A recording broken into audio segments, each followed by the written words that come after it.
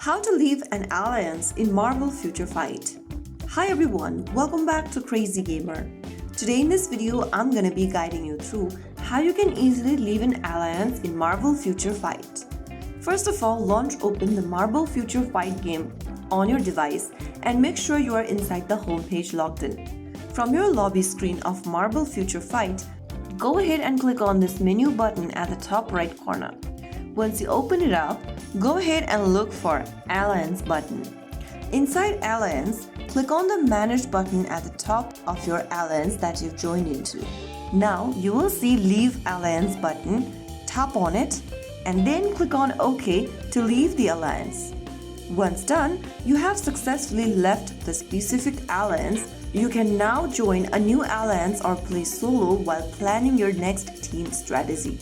Some alliances may require a waiting period before joining another alliance. If you are the alliance leader, you may need to transfer leadership before leaving. Make sure to collect any unclaimed rewards before leaving.